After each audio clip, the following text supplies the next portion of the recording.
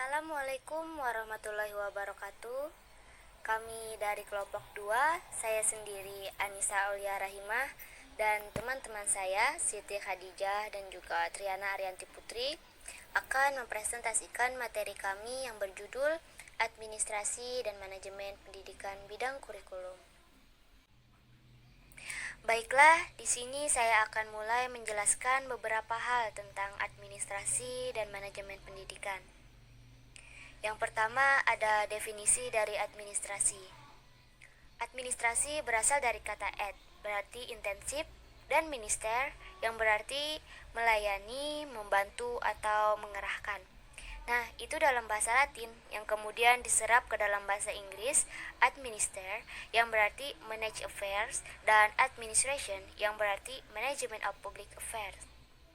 Lalu kemudian ada dalam Kamus Inggris Indonesia, kata administer berarti mengurus, mengelola, menjalankan, melaksanakan, dan melakukan. Sedangkan administration berarti administrasi, tata usaha, pemerintahan, pemberian, dan pengambilan. Lalu ada juga menurut Dr. S.P. Siagan, yang menurut beliau, administrasi adalah keseluruhan proses kerjasama antara dua orang atau lebih yang didasarkan atas rasionalitas tertentu untuk mencapai suatu tujuan yang ditentukan sebelumnya. Nah, jadi dapat disimpulkan bahwa administrasi adalah rangkaian kegiatan atau proses yang dilakukan oleh sekelompok orang yang berlangsung dalam suatu bentuk kerjasama, dimaksudkan untuk mencapai tujuan tertentu yang telah ditetapkan. Nah, kemudian administrasi pendidikan dan manajemen pendidikan itu mempunyai arti yang sama dan sukar untuk dibedakan. Manajemen atau administrasi merupakan kemampuan atau keterampilan yang dimiliki manajer dengan memberdayakan sumber daya organisasi melalui proses kerjasama untuk mencapai tujuan. Dengan demikian, konsep administrasi atau manajemen dapat diterapkan dalam organisasi apapun. Oleh karena itu, administrasi atau manajemen pendidikan mencakup administrasi atau manajemen kantor pendidikan sebagai institusi yang memberikan pelayanan dalam bentuk administrasi kepada sekolah sebagai pelayan pendidik yang bertanggung jawab terhadap kualitas outputnya. Ruang lingkup manajemen pendidikan menurut Baharudin antara lain manajemen kurikulum, manajemen personalia, manajemen peserta didik, manajemen sarana dan prasarana, manajemen keuangan atau pembiayaan, manajemen administrasi, manajemen humas, dan manajemen layanan khusus. Next, ada administrasi dan manajemen pendidikan di bidang kurikulum. Secara etimologis, kurikulum berasal dari bahasa Yunani, yaitu kurir, yang berarti pelari, dan kurer, yang berarti tempat berpacu. Jadi, istilah kurikulum berasal dari dunia olahraga pada zaman Romawi kuno di Yunani, yang mengandung pengertian suatu jarak yang harus ditempuh oleh pelari dari garis start sampai garis finish. Administrasi kurikulum merupakan sebuah proses kegiatan yang direncanakan dan diusahakan secara sengaja dan bersungguh-sungguh, serta pembinaan secara kontinu terhadap situasi belajar mengajar secara efektif dan efisien demi membantu tercapainya tujuan pendidikan yang telah diterapkan. Jadi, dapat disimpulkan, administrasi dan manajemen pendidikan di kurikulum adalah seluruh proses kegiatan yang direncanakan dan diusahakan secara sengaja dan bersungguh-sungguh serta pembinaan secara kontinu terhadap situasi belajar mengajar secara efektif dan efisien demi mencapai tujuan pendidikan yang telah ditetapkan melalui proses perencanaan yang berisi tentang tujuan yang harus dicapai, isi materi dan pengalaman belajar yang harus dilakukan siswa, strategi dan cara yang dapat dikembangkan, evaluasi yang dirancang untuk mengumpulkan informasi tentang pencapaian tujuan serta implementasi dari dokumen yang dirancang dalam bentuk nyata. Kurikulum adalah sebagai sebuah dokumen perencanaan yang berisi tentang tujuan yang harus dicapai, isi materi dan pengalaman belajar yang harus dilakukan siswa, kemudian strategi dan cara yang dapat dikembangkan, evaluasi yang dirancang untuk mengumpulkan informasi tentang pencapaian tujuan, serta implementasi dari dokumen yang dirancang dalam bentuk nyata. Dengan demikian, perkembangan kurikulum meliputi penyusunan dokumen, implementasi dokumen, serta evaluasi dokumen yang telah disusun. Baiklah, saya di sini akan melanjutkan penjelasan dari Anissa, yaitu fungsi administrasi dan manajemen pendidikan di bidang kurikulum. Yang pertama, meningkatkan efisien pemanfaatan sumber daya kurikulum. Pemberdayaan sumber maupun komponen kurikulum dapat ditingkatkan melalui pengelolaan yang tercerna dan efektif. Yang kedua, meningkatkan keadilan atau equality dan kesempatan pada mahasiswa untuk mencapai hasil yang maksimal. Kemampuan yang maksimal dapat dicapai peserta didik tidak hanya melalui kegiatan intrakurikuler, tetapi juga dapat melalui kegiatan ekstrakurikuler yang dikelola secara integritas dan mencapai tujuan kurikulum.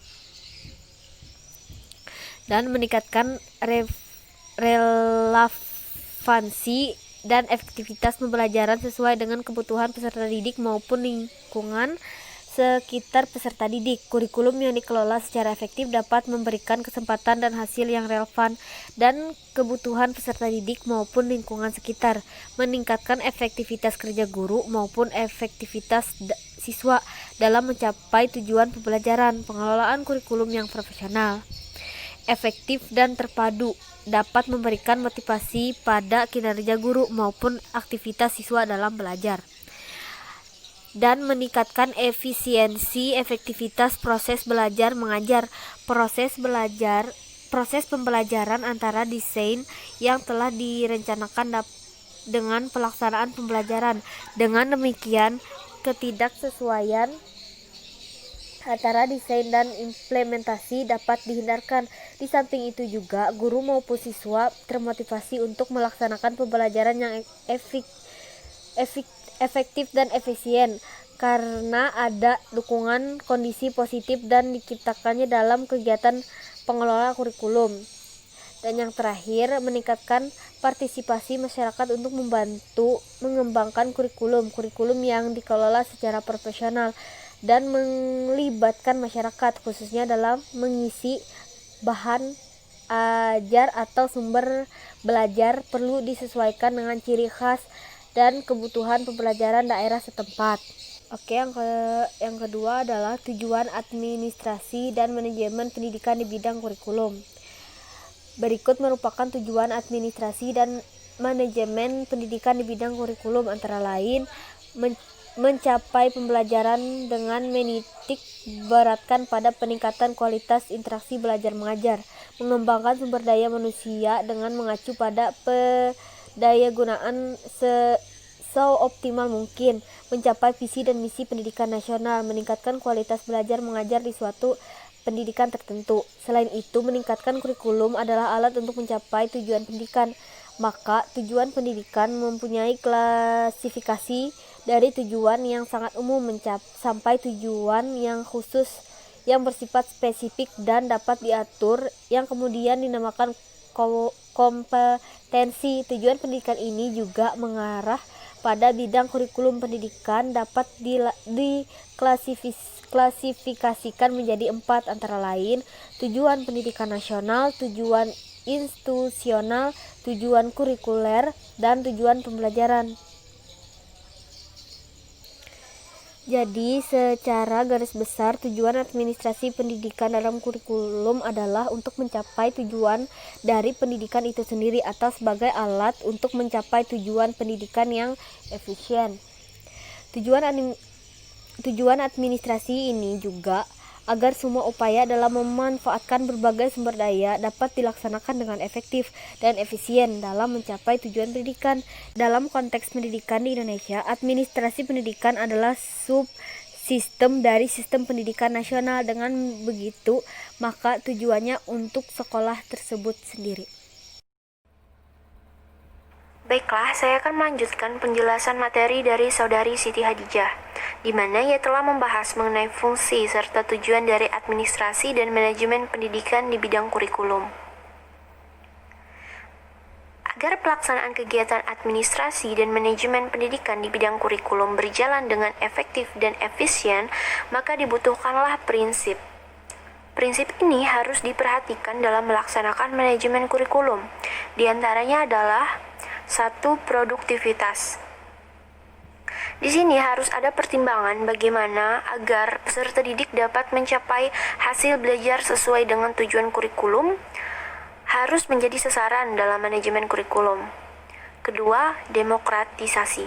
Pelaksanaan manajemen kurikulum harus berasaskan demokrasi yang menempatkan pengelola, pelaksana, dan subjek didik pada posisi yang seharusnya.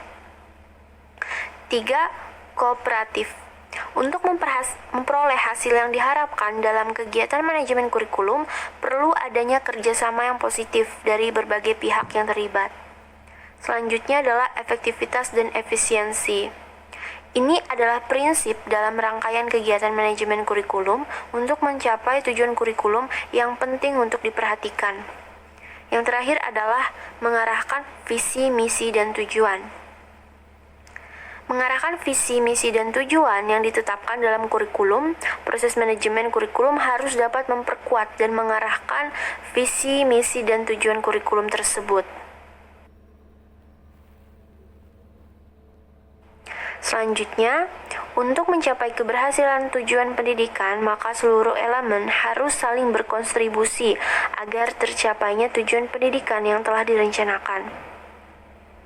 Terdapat tugas-tugas pokok dari manajer dan personil satuan pendidikan dalam manajemen kurikulum. Di sini kami akan membahas peran penting dari kepala sekolah, wakil kepala sekolah, serta guru dalam manajemen kurikulum. Yang pertama adalah kepala sekolah. Kepala sekolah merupakan seorang manajer di sekolah yang harus bertanggung jawab terhadap perencanaan, pelaksanaan, dan penilaian perubahan atau perbaikan program pengajaran di sekolah. Sedikitnya terdapat 4 langkah yang harus dilakukan, yaitu 1. Menilai kesesuaian program yang ada dengan tuntutan kebudayaan dan kebutuhan murid. 2. Meningkatkan perencanaan program. 3. Memilih dan melaksanakan program. 4. Menilai perubahan program untuk menjalankan efektivitas pengembangan murid dan kurikulum dalam program pengajaran dalam MBS atau manajemen berbasis sekolah. Kepala sekolah ini sebagai pengelola program pengajaran bersama guru-guru harus menjabarkan isi kurikulum secara lebih rinci dan operasional ke dalam program tahunan, caturwulan, dan bulanan.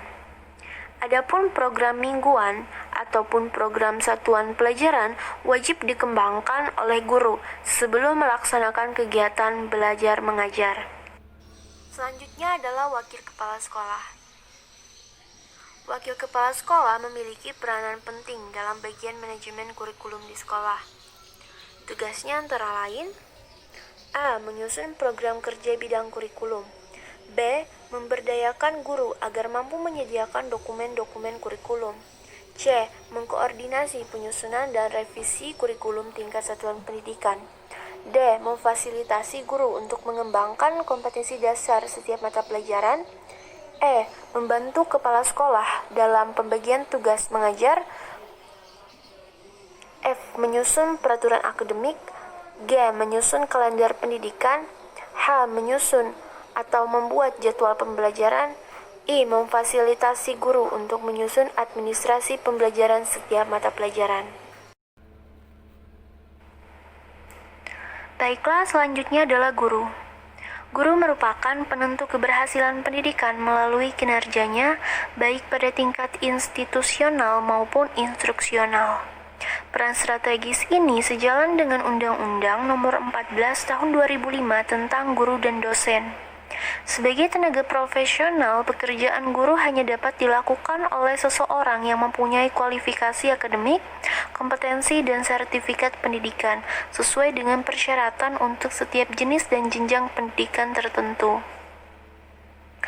Kedudukan guru sebagai agen pembelajaran antara lain sebagai fasilitator, motivator, pemacu, perekayasa pendidikan, dan pemberi inspirasi belajar bagi peserta didik. Peran tersebut menuntut guru untuk mampu meningkatkan kinerja dan profesionalismenya seiring dengan perubahan dan tuntutan yang muncul terhadap dunia pendidikan dewasa ini. Guru merupakan ujung tombak yang mengimplementasikan kurikulum di sekolah, sehingga guru merupakan jembatan antara kurikulum yang dikembangkan oleh pemerintah dan pelaksana di tingkat sekolah. Peran strategis inilah yang menuntut guru untuk mampu mengembangkan kurikulum di tingkat sekolah, sesuai dengan kemampuan sekolah dan kondisi peserta didik. Berikut merupakan tugas dari guru dalam manajemen kurikulum. A. Pendiagnosa perilaku peserta didik. B. Penyusun rencana pelaksanaan pembelajaran atau RPP. C. Pelaksana proses pembelajaran. D. Pelaksana administrator sekolah. E. Pengembang kurikulum di sekolah. Secara operasional, kegiatan administrasi kurikulum dalam suatu satuan pendidikan dapat diidentifikasikan menjadi 3 kegiatan pokok, yaitu 1. Kegiatan yang berhubungan dengan tugas guru. 2. Kegiatan yang berhubungan dengan proses pelaksanaan belajar mengajar. 3. Kegiatan yang menyangkut siswa. Baiklah, berakhir sudah pemaparan isi materi dari kami, kelompok 2 yang membahas mengenai administrasi dan manajemen pendidikan di bidang kurikulum. Salah dan hilaf dari kami mohon dimaafkan. Sekian dan terima kasih.